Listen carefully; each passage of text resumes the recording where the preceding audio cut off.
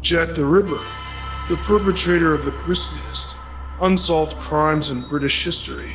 Jack the Ripper's reign of terror over the narrow East End alleyways of Spitalfields and Whitechapel continues to fascinate people to this day.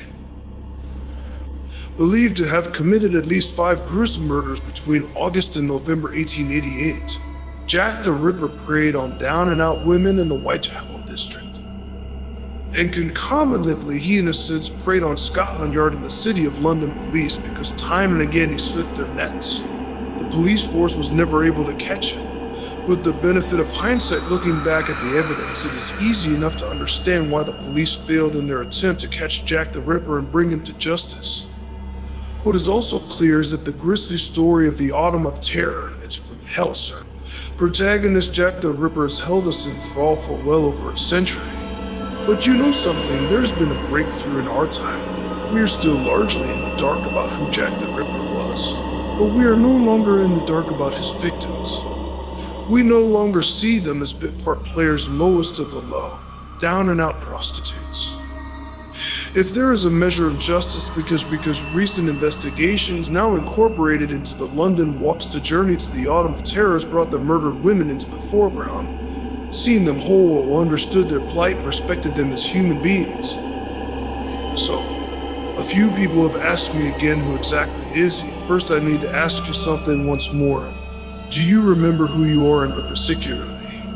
Your answer should be nobody, and when you accept who you are, only then will you be able to receive the answers to everything Ripper related. To know who and what a nobody really is, you must first be nobody. Today, the FBI will occasionally profile murderers into one of 2 categories: organized killers or disorganized killers. Jack the Ripper was an organized killer, as demonstrated by the lack of clues that he left behind.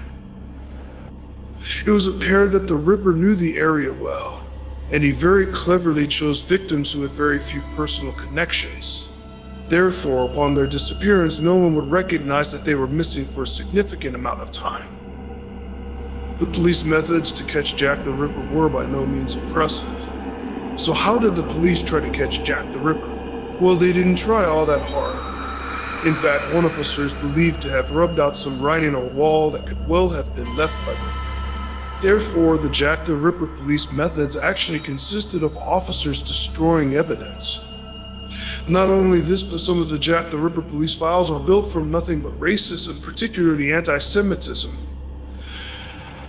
There were rumors circulating in which it was believed that the Ripper had to be Jewish. However, this was built off nothing except anti-Semitism.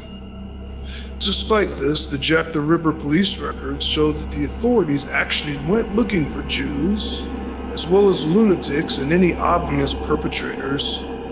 In 1888, we didn't have the same understanding of serial killers that we have today, and the Jack the Ripper police report shows that no one really knew what they were looking for.